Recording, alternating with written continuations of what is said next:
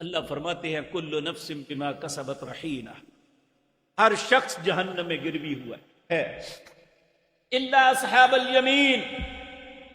یہاں پہ ائمہ مفسرین نے اس کی تفسیر کرتے ہوئے کہا کہ اس گروی پن کو چھڑانے کے لیے اللہ نے ایک دن کے اندر بندے پہ 5 اقساط مقرر کی ہیں، جو 5 وقت ان قسطوں کو ادا کر دیتا ہے اللہ اسے جہنم سے آزاد کر۔ وہ کیا ہے؟ آج اللہ کی توفیق سے یہی بات عرض کرتی ہے۔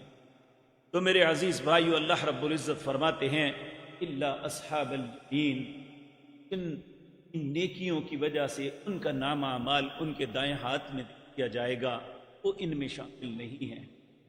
فی جنات یتساءلون، جب یہ نیک لوگ، جب یہ پاک لوگ، اللہ ہمیں بھی ان میں شامل فرما لے، یہ جنت میں چلے جائیں گے، یہ اپنے عزیز و اقارب، اپنی اولاد میں سے، اپنے واقف کاروں میں سے، یا نہ واقف بھی جو جہنم میں جل رہے ہوں گے، فی جنات یتساءلون، یہ جنتی سوال کریں گے تککم،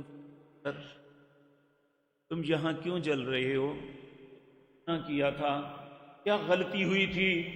سب سے پہلا وہ گناہ بیان کریں گے لم نک من المصلین، ہم نماز میں۔ اے مسلمانوں، میں بھی اپنے گریبان میں دیکھو، آپ بھی اپنے آپ کا مشاہدہ فرمائیں، کیا ہم اگر نماز رہے ہیں اللہ کا شکر ادا کریں، اس نے ہمیں توفیق بخشی کہ ہم جہنم سے آزادی کے لیے محنت، مشقت اور سٹرگل کر۔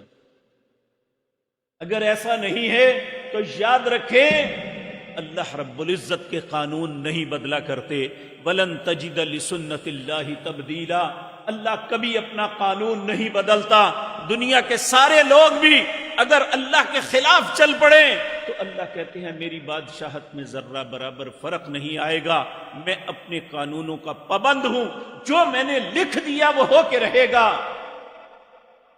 جناتی تعلون، جنت والے سوال کریں گے ما سلککم فی سقر، تم یہاں کیوں جل رہے ہو؟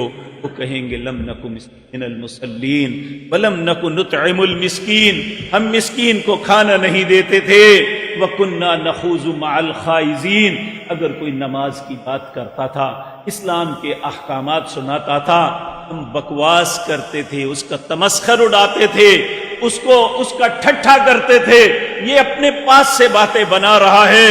وَكُنَّا نُكَذِّبُ بِيَوْمِ الدِّينِ، ہم اسی طرح قیامت کے فیصلوں آتے رہے۔